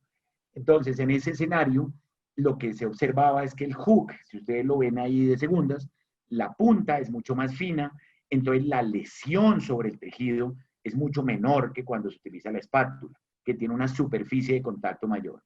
De ahí en adelante dejamos de utilizar la espátula, ya estamos utilizando desde hace mucho tiempo, tanto para la incisión de la miomectomía como para la colpotomía, utilizamos el hook, que se puede utilizar el LL o el DJ, a mí personalmente me gusta un poco más el DL, y hace un corte, como les digo, más fino y nos da más versatilidad sobre la incisión de la cúpula vaginal. Entonces, vuelvo y les digo, nosotros nos pasamos de utilizar la espátula a utilizar el hook y nos quitamos en un gran porcentaje esa manchadera que nos hacían las pacientes en el posoperatorio de la histerectomía. Esa observación que escribieron en el chat es muy válida. El armónico, por sus características vibratorias, daña la copa, desafortunadamente la copita del Rumi. Entonces, si bien es cierto que lógicamente el armónico, por sus ventajas al ser un bisturí y permite el corte, tiene el problema que daña la copa. Entonces, casi ya no lo volvimos a utilizar nunca el armónico en la colpotomía, sino en general todo lo estamos haciendo con el hook de monopolar. Siguiente. Ok, listo, doctor. Súper, muchas gracias. Sí, digamos que el hook de monopolar, pues ahí decía que sí se podía usar, pues digamos que a gusto con el L o con el J, y pues el armónico sí, eso era una de sus principales, digamos que desventajas en el uso de la colpotomía. Entonces, bueno, continuando con la realización de la colpotomía, entonces ya eligiendo, pues digamos que el instrumento ideal pues tanto para el cirujano como la paciente, se debe visualizar muy bien y se debe realizar muy bien la colocación de la perilla azul de la copa vaginal que vamos a tener como delineador vaginal y se debe iniciar el corte con energía monopolar como lo mostraban en esta técnica. Siempre vigilando la vejiga, siempre teniendo en cuenta la distancia que vamos a tener la zona de corte, que para eso fue fundamental la disección previa, tanto de los ligamentos anteriores. Entonces, en este video estamos viendo que es la disección de la cúpula mediante todo el rodete de la copa vaginal mediante monopolar. Las siguientes imágenes básicamente es mostrar que se debe hacer el digamos, completar como todo el rodete vaginal de toda la copa mediante este tipo de corte. Se debe completar toda la pared posterior a nivel de posterior de la vagina y pues del peritoneo posterior, y ahí pues sí va a variar un poco entre si la técnica es intrafacial, extrafacial, como pues nos decía el doctor Ramírez. Obviamente en este caso pues no vamos a tener compromiso de estos ligamentos, y una vez logrado, digamos, toda la disección completa de esta zona, pues vamos a extraer la pieza quirúrgica. Acá es importante poder poner o la perilla en vagina para mantener la distensión de la cavidad abdominopélvica. Se pueden utilizar, digamos, como otro tipo de ayudas, como un taponamiento con compresa, para posteriormente pues ya realizar como tal la colporrafia. Este es un video donde nos pareció muy interesante el uso del armónico, porque se veía pues aparentemente muy fácil y práctico el uso del armónico en la colpotomía. Sin embargo, pues ya sabemos las desventajas de esto. Respecto a la extracción de la pieza quirúrgica, ya se habló el fin de semana muy completo sobre el uso del morcelador en el caso de las pacientes que tenían una indicación. Sin embargo, la mayoría de las extracciones que nosotros hemos visto, pues obviamente van por vía vaginal, pero hay algo muy importante en todos los estudios y en este consenso del 2018 de la FECOLSOC, en donde nos decía que siempre debemos considerar alternativas a la morcelación electromecánica en las pacientes en las que puedan ser candidatas. Se debe incluir la minilaparotomía como una opción, la extracción a través de la colpotomía y una morcelación por endobolsa. La endobolsa básicamente es porque tenía una posibilidad de que existiera una lesión iatrogénica o la siembra de un tejido tanto benigno como maligno, y de lo que se ha visto según todos los estudios es que aproximadamente 1 de cada 350 mujeres a quien se le va a realizar una histerectomía o va a requerir de la morcelación en una miometomía o una histerectomía, van a tener un sarcoma uterino. Entonces, el riesgo que corremos de morcelar un leiomiosarcoma no sospechado es básicamente de 1 a casi 500 pacientes. Entonces, hubo una alerta en el 2014 de la FDA donde nos dice la publicación de diferentes trabajos en donde muestran que hay una prevalencia mucho menor de leiomiosarcoma oculto, más o menos de 12.9 por cada 100.000 pacientes en menores de 49 años. Entonces, por eso es importante que esta paciente tenga un muy buen enfoque antes de determinar si la paciente va a requerir una morcelación. Porque ¿cuáles son los riesgos aparte pues de las siembras? Pues que tenga un potencial de exacerbar una neoplasia oculta y posiblemente el empeoramiento del pronóstico, y el potencial de no diagnosticar una neoplasia oculta en estas pacientes. Otras de las recomendaciones que nos da la FECOLSOC en el 2018 nos dice que se debe realizar una adecuada selección de las pacientes en el momento de decidir realizar la morcelación. Es por eso que empezamos a hacer un tamizaje previo con citología y con biopsia endometrial en las pacientes que lo requieren, y se debe realizar una evaluación prequirúrgica del útero siempre en busca de una neoplasia en todas las pacientes en que se vaya a realizar este procedimiento. ¿Cuáles podrían ser unas contraindicaciones en estas pacientes? Pues básicamente las que tenemos una sospecha de malignidad, porque la eliminación de tejido pues va a tener leiomioma sospechosos de la misma malignidad. Cuando se requiere una eliminación de tejido en bloque, en caso en que los pacientes se debe elegir la extracción pues a través de una incisión vaginal o minilaparotomía, o cuando se sospecha o se tiene el diagnóstico como tal de malignidad. María, una observación clara ahí para redondear el tema. Ya lo hablamos el fin de semana con el tema de lo de la miomectomía. Nosotros veníamos felices haciendo histerectomías de úteros gigantes y haciendo morcelaciones de manera indiscriminada hasta que apareció este warning de la FDA, donde ellos pusieron inicialmente que era 1 en 350 casos, cuando en la realidad la incidencia de sarcoma es mucho menor, o sea, casi de 1 en 2000. Pero para ellos, con ese valor de 1 en 350, que realmente no se sabe de dónde salió, pero lo establecieron como un aparato potencialmente peligroso, y por eso las casas fabricantes de los Estados Unidos, principalmente Johnson, suspendió la fabricación del morcelador, y muchas otras casas también lo retiraron. En principio, la idea es que eso se le ha tratado de dar como otro viraje, se ha tratado de hacer la morcelación en bolsa, que ya es lo suficientemente dispendioso, y se ha tratado de buscar las alternativas de cómo nosotros podemos mirar desde el preoperatorio que una paciente pudiera llegar a tener un sarcoma oculto, que realmente es el principal temor. Sabemos claramente que no se puede morcelar ninguna paciente posmenopáusica, pero nosotros hemos tenido sarcomas, tanto sarcomas del estroma endometrial como leiomiosarcomas, en pacientes con resonancia normal. Entonces, esto que nos dice la literatura, que la resonancia nos puede dar algunos hallazgos, es cierto, pero desafortunadamente solamente diagnostican el 40% de los sarcomas. Se ha hablado también que la fracción 3 de la deshidrogenasa láctica podría llegar a servir. Hay algunos estudios poco concluyentes respecto a esto, pero no existe en este momento en el mundo ningún examen, no existe ningún examen que nos diga que una paciente pudiera llegar a tener un sarcoma oculto, y ese riesgo de la morcelación nos vamos a seguir teniéndolo como una espada en la espalda, sobre la posibilidad de que una paciente tenga esto de manera oculta. Claramente, lo que no podríamos perdonarnos nunca es morcelar un adenocarcinoma de endometrio, porque además es clarísimo que usted tiene que hacer unos estudios endometriales previos, y si tiene un adenocarcinoma de endometrio, pues el enfoque es completamente diferente.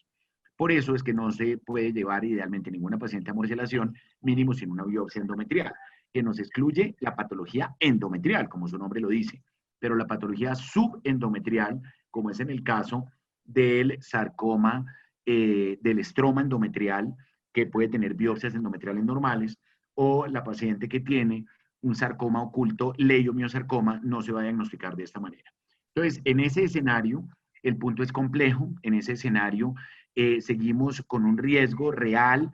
Se trata de buscar que todos los úteros que tengan por encima de 500 cc, o sea, lo que equivaldría a un útero por encima de 500 gramos, si lo vamos a poner de esa manera, pero por encima de los úteros de 500 centímetros cúbicos por ecografía, tienen que tener una resonancia de pelvis. Pero el problema no es que la tengan, sino el problema es que la sepan leer, porque muchos radiólogos no están entrenados en resonancia en sarcoma, entonces se los pueden reportar como normales, como los dos casos que tuvimos el año anterior, y eran pacientes que tenían todo su estudio, estudios endometriales, resonancia normal, y tenían riesgo de morcelación de sarcoma.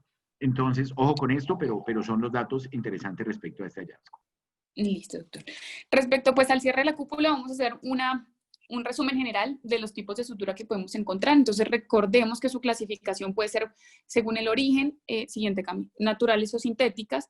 Podemos tener la clasificación según la absorción, absorbibles o no absorbibles, de filamentos si son monofilamentos o multifilamentos.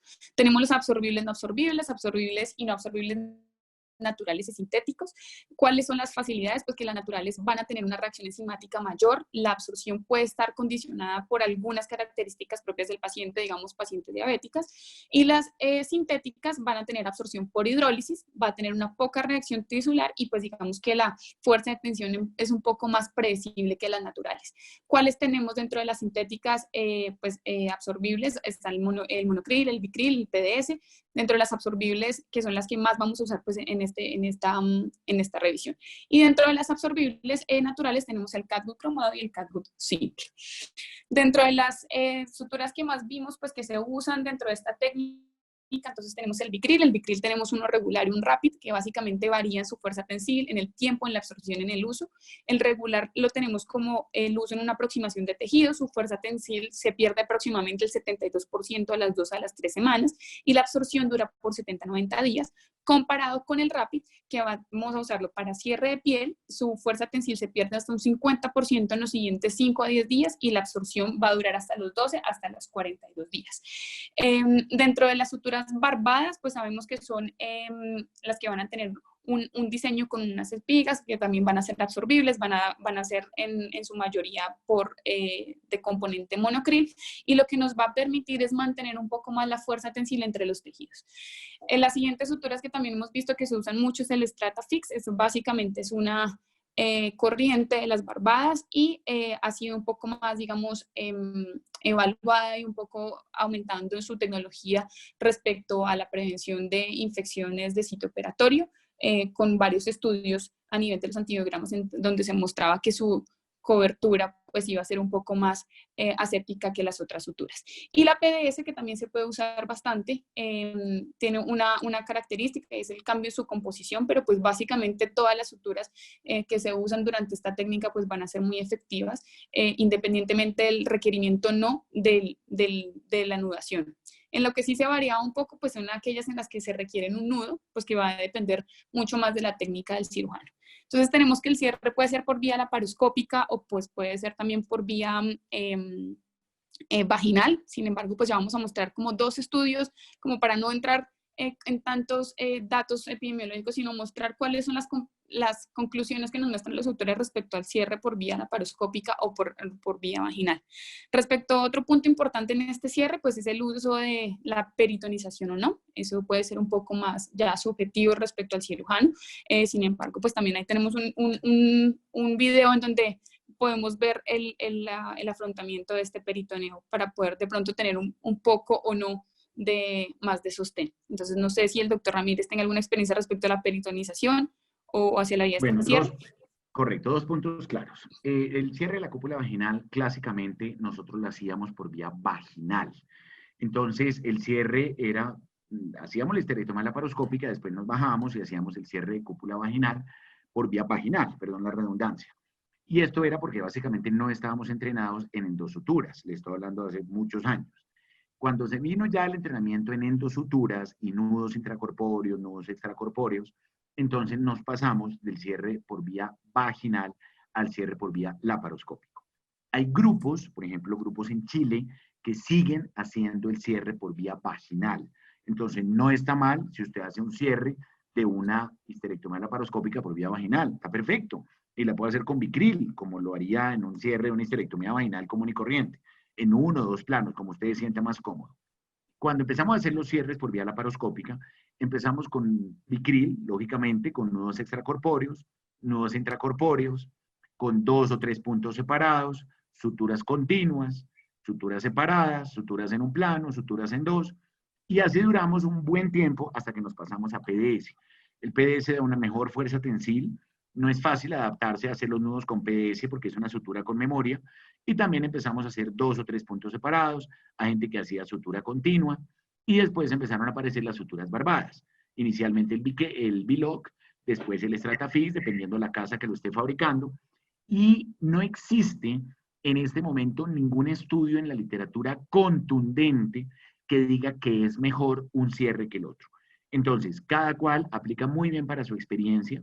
Entonces, hay grupos que publican su experiencia en el cierre por vía vaginal, otros que publican su experiencia con cierres por vía laparoscópica en un plano, en dos, puntos separados, puntos continuos, suturas monofilamento, suturas barbadas, pero no existe nada que nos diga, mire, esto es el mejor cierre. Lo más importante es que quede bien anudado, o sea, que quede bien cerrado si vamos a poner sutura que requiera nudo. Si vamos a hacer una sutura con Stratafix, con una sutura con Biloc, lo más importante es que tomen muy bien los bordes del tejido. Por eso se defiende hoy en día más el cierre laparoscópico que el cierre por vía vaginal, porque en el cierre laparoscópico tú puedes involucrar, sobre todo a nivel posterior, un poquito el peritoneo, para evitar que esa zona cruenta no quede despulida. Hay grupos aquí, la gente aquí de la FUCS, ustedes lo han visto, pone unos puntos en el peritoneo, todo es perfectamente válido. Aquí no somos nadie para nosotros decir es que esto no se debe hacer, porque los resultados de la experiencia clínica de la gente así lo demuestran. Entonces, en general, lo más importante es que la técnica que usted utilice la haga bien. La mejor forma de saber que hubo un buen cierre es que, primero, no quedó sangrando, obviamente, y segundo, en el momento que usted termine, no tiene fugas del CO2 por vía vaginal, y eso lo identifica mirando las presiones que le está mostrando el neumoinsuflador. Entonces, ahí básicamente, como tú lo ves en esa imagen que es muy clara, uno hace un cierre muy bueno, hace un lavado, hace un buen cierre del tejido, pero no existe en este momento nada que nos diga que es mejor el uno que el otro. O sea, todo el que usted está utilizando está bien, siempre y cuando quede bien cerrado.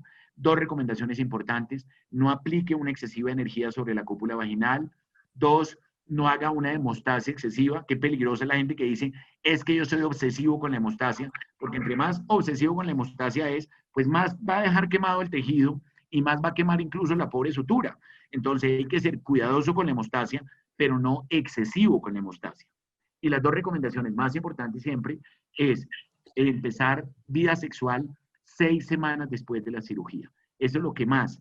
La utilización de energía con batiaje para corte en 30, hacer un muy buen cierre de la cúpula y el inicio de vida sexual 6 semanas después de la cirugía son los 3 factores en este momento que la literatura es contundente, que es determinante para hacer un muchísimo menor riesgo de una complicación bastante aburridora que es la discencia de cúpula vaginal. Siguiente. Exactamente. En eso que el doctor estaba diciendo fue muy importante, digamos, la conclusión como tal. Camila, siguiente, por favor. Porque tenemos estos dos estudios en los que comparaba básicamente era uno, veíamos como cuál era el efecto de la ruta de cierre y la incidencia sobre la discencia de la cúpula vaginal en una esterectomía laparoscópica, y esto dependía mucho del volumen de pacientes que operaba el cirujano. Básicamente en el primer estudio lo que buscaban era que el cirujano hiciera más de 30 cirugías laparoscópicas al año para poder determinar que fuera un factor independiente del cierre de cúpula. Sin embargo, se dieron cuenta que a pesar de que algunos cirujanos realizaban cierres menores a los 30 por año, se dieron cuenta que no había una diferencia estadísticamente significativa tanto en el cierre de cúpula por vía laparoscópica como el cierre de cúpula vía vaginal. Y este segundo estudio, que también pues, nos pareció interesante, fue un reporte de caso de una paciente de 51 años que se realizó una esterectomía por un leiomioma y 6 meses después ella consulta por dolor abdominal y sensación de masa en vagina. Y se dan cuenta pues, que presentaba efectivamente un prolapso de cúpula vaginal y asimismo había tenido algún tipo de compromiso a nivel de intestino delgado.